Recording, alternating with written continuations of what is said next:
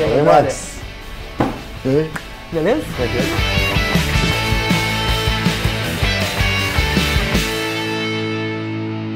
E aí? Cara, tava acessando umas fotos das antigas lá, cara. Comecei a achar uns vídeos muito loucos, umas fotos muito loucas da época do Leopoldo, da Notri e tudo mais, cara. Leopoldo, cara, eu não lembrava do Leopoldo. Leopoldo foi, eu acho que, um dos primeiros... nem era blog na época, o que era? Cara, era blog, né? era um site na época, o blog nem Já era existia site, ainda. né? E, cara, umas Não fotos... existia blog ainda. Isso foi em 99 por ali, que a gente começou com o Leopoldo. Ontem. Aí daí eu tava quase conversando ontem. com o Márcio, cara, a gente começou a lembrar de alguns eventos que tinham em Jaraguá, das boates que tinha em Jaraguá na época, por exemplo, o Caesars Club, a Marrakech e tudo mais, e tu passou por tudo disso daí, né? Pois é, a gente, na verdade, o César foi meio um cara que iniciou a coisa na noite, né? E eu vim na levada dele, né? E o Caesars Club acho que foi uma das primeiras casas noturnas que teve em Jaraguá. Na época, a primeira foi lá no motódromo.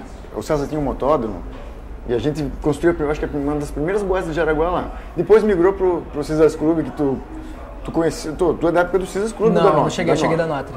Depois do Caesars Club, o César vendeu o Caesars pro Serginho, que fez a Marrakech, e a posterior, aí veio a Notri.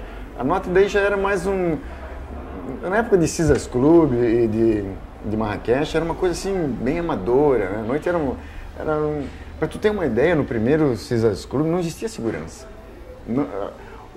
A profissão segurança não fazia parte da noite jaraguense. Mas não dava briga, né? Dava, mas aí era tudo amigo, era menor, a gente ia lá e fazia né?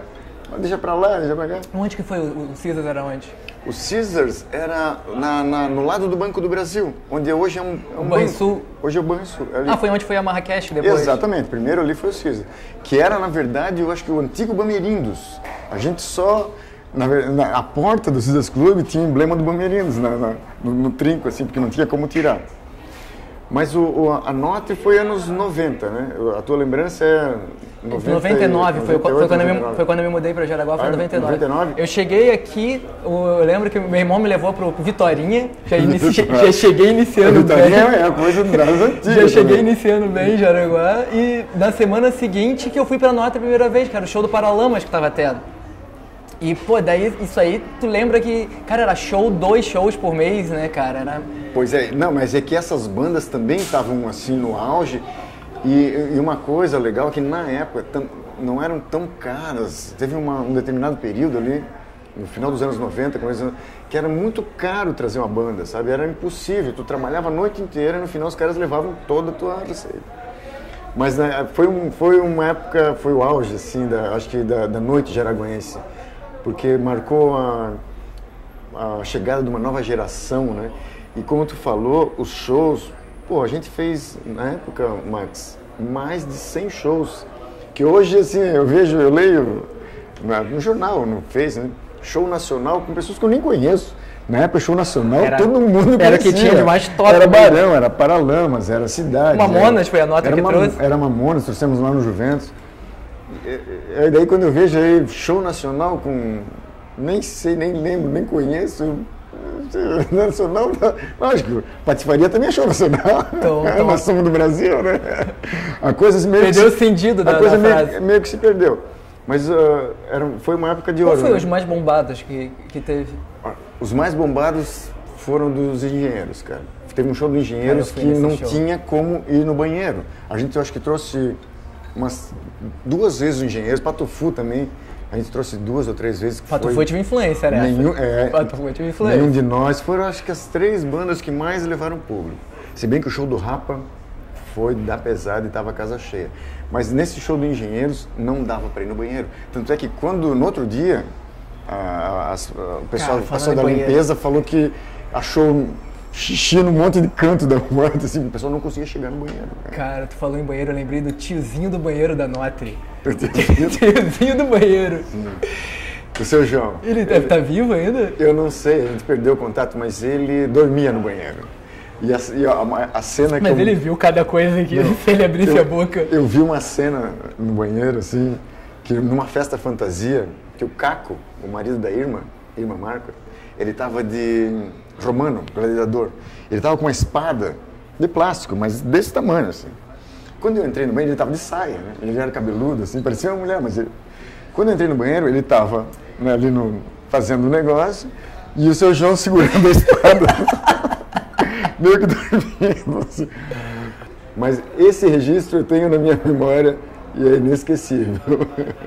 Tempo bom, né? Era muito legal, cara. Era muito legal. Assim, eu não tinha... Tinha tribos, assim, de amigos que... não tinha tanta violência, sabe? Eu acho que, assim, o grande diferencial daquela época, e até de uma época antes ainda, menos ainda, tanto é que não tinha segurança, realmente era a violência, cara. Que a violência é uma coisa preocupante, assim, sabe? Hoje eu tenho filhos, né? Eu ia pra nota de bicicleta, cara. E deixava lá e ninguém levava. Se ninguém vai pra noite hoje de bike, se ele deixar na frente, em 5 minutos ela não vai estar mais lá. E assim, as brigas eram... Até as brigas aconteciam, mas eram mais amenas, né? Hoje, sei lá, eu tenho um pouco de medo, assim. Eu não voltaria pra noite, assim, pra trabalhar, justamente por esse fator, cara. Que na época isso era mágico, né? E tinha as festas temáticas também, elas eram históricas e fazia parte do calendário, né? O pessoal esperava o ano todo para poder ir pra festa fantasia, Noite de Preto. Noite de Preto, a Noite Brega era sensacional. Era muito engraçada. Eu me lembro que numa festa fantasia, cara, eu não sei se tu lembra, nós colamos papel na boate inteira, como tijolos, assim, fizemos na frente era tipo um castelo, tu entrava lá, parecia que tu estava num castelo medieval. E as pessoas realmente participavam, porque a gente tem muitas fotos e, assim, tinha 1000 pessoas na boate, 990 estavam fantasiadas. Eu não sei se hoje, o que tu acha que hoje se fizesse uma festa fantasia... É que já começa hoje que, tipo, acho que lá era obrigado, né? Tu tinha que... Não sei se não era obrigado, mas o pessoal comprava a ideia. Hoje em dia é aberto aí, daí acaba, vai um pouco vai, um pouco não vai, e se perde, daí perde a graça, né? Quando não tá todo mundo. Teve um amigo meu que numa festa dessa foi de Elvis. Então ele botou uma peruca com topete e tudo, e foi de carro. E ele conta que daí ele parou no sinaleiro, e era fila dupla, o cara que parou do lado olhou pra ele... E ele de Elvis, o cara não entendeu. E ele nem olhou assim, né? Então, mas a galera não tinha, eu acho que, sei lá, tanto medo, tanta vergonha, a galera participava. Uma coisa que eu lembro muito de Jaraguá nessa época, que acho que hoje em dia, como a cidade cresceu muito, não sei mais se é assim, mas naquela época o pessoal meio que não dava muito bola pros artistas também, tipo, eles andavam livremente aqui na cidade. Tinha acho que o pessoal do Information Society, de patins no calçadão. Sim, os caras vieram uma semana antes. Information Society, pra quem não sabe, é uma banda inglesa, né? Fez muito sucesso nos anos 80, foi uma das primeiras bandas que flertou com o eletrônico, né? Tanto é que na época eles nem vieram, não tinha baterista, era tudo eletrônico, e eles vieram uma semana antes para Jaraguá. E tinha recém sido feito o asfalto do calçadão. E o cara, o vocalista, andava na madrugada de roller, né?